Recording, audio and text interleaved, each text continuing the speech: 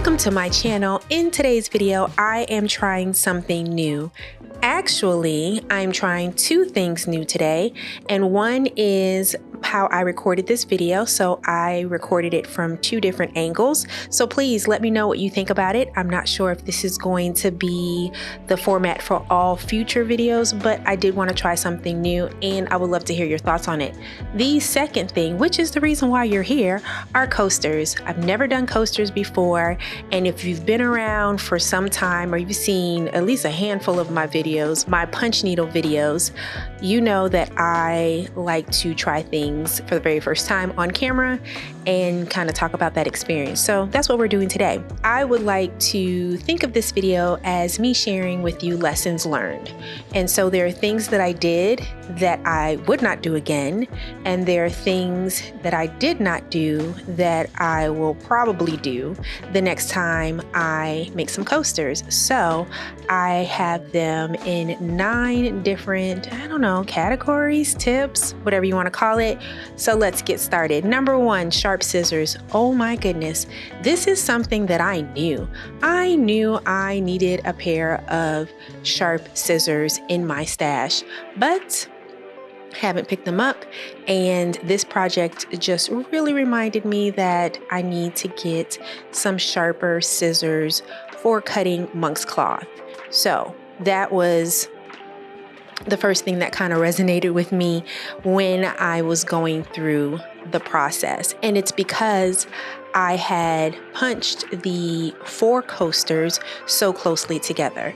So on to number 2, the coasters were too close together, at least for me. And so that is why you see me punch needle those 4. And then later on in the video, you will see some red and white coasters. They were not a part of the original plan for this video, but I wanted to have more space, more material around the coaster so I could fold it in.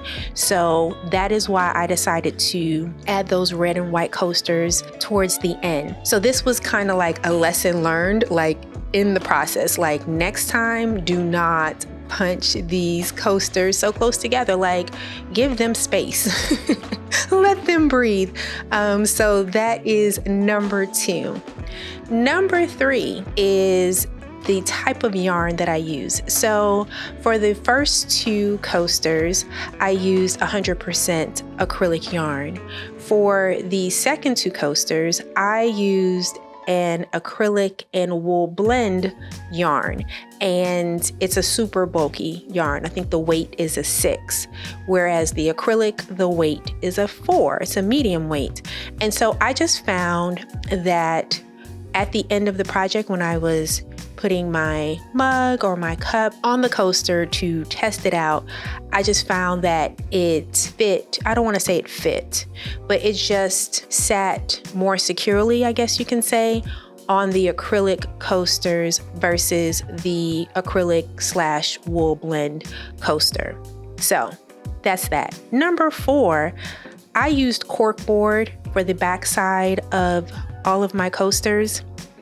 And 1, or I guess 4.A or 4.1 is that I will look for a thicker corkboard the next time not necessarily the next time I do this, because I do have a stack of corkboard. It came in a set, so I'm going to use that first. But the next time I purchase corkboard, I will look to get a thicker corkboard. So 4.2 or 4B. I will try using felt. And if I do that, I will use fabric glue to adhere the felt to the backside of the coasters. So that is something that obviously I did not do in this video, but I want to try that out because I'm interested to see if I use that, the felt, the fabric glue, backside of the coasters. Can I put them in the wash? I don't know. I am curious to see if I can. So when I do decide to do that, I will be sure to share that process with you, because what happens if the coaster gets dirty? Can you throw it in the washing machine if it's backed with felt and fabric glue? Who knows? but I intend to find out. So number 5, the coasters, the 4 coasters. I felt like I was really over the top, excessive with the glue, with the Elmer's glue. And I felt like I needed to do that because they were punched so close together. And my concern was about the monk's cloth. Like if I cut into the monk's cloth, will it fray? And so I'm like, okay, I need to be excessive. I need to be over the top. We need to put extra glue on this just to make sure that it is secure. So not only did I put the glue on the coaster, but I also put it around the coaster on the monk's cloth so that when I went to cut it with my dull scissors, it would not fray. And it worked out fine. Number 6, the hot glue gun. So of the 4 coasters, you see that I only completed 2 on camera. I used the hot glue gun to adhere the cork to the backside of the coasters. So I did the Elmer's glue. I think I may have let it dry for like a couple of days. I mean, it didn't need a couple of days to dry. I just didn't get back to the craft table until a couple of days later. And so I used the hot glue gun to adhere that, to bring those 2 pieces, the coaster and the cork board, together. As it relates to the red and white coaster, the square coaster, I used the Elmer's glue to adhere the cork board to the backside of the coaster. Why did I do that? Because I was being impatient. I wanted to finish this video. I wanted to finish this project. So my thought was, well, I'm already here with the Elmer's glue. Let me just go ahead and attach the cork board with the Elmer's glue. I should have let it dry. Just like I did with the first 4 coasters, I should have let the Elmer's glue dry and then attach it with the hot glue gun. So yes, hot glue gun, that's where it's at. Now, I will say for the red and white coaster, it's fine. It just took longer to dry. And then I had to stack binders on top of it and this other container I have in my craft room. So all of that, had I just let it dry overnight, I could have just pulled out the hot glue gun the next day and been done with it. The next thing, which is number 7, I will either do a square or circle coaster. So when I sat down to do this project, I was like, oh, let me do octagon. Let me do an octagon coaster. That's going to be so cool, right? Then I punch it and I'm like, oh my gosh, this looks like a circle. So I'm like, why did I take myself through all of this? So either way, the next time I will just do a circle coaster. As you see, I did a square coaster. It was great. It was fine, but I could have skipped tracing out the octagon. I could have just gone with the circle and that would be it. But it worked out. It's just something that I know for the next time.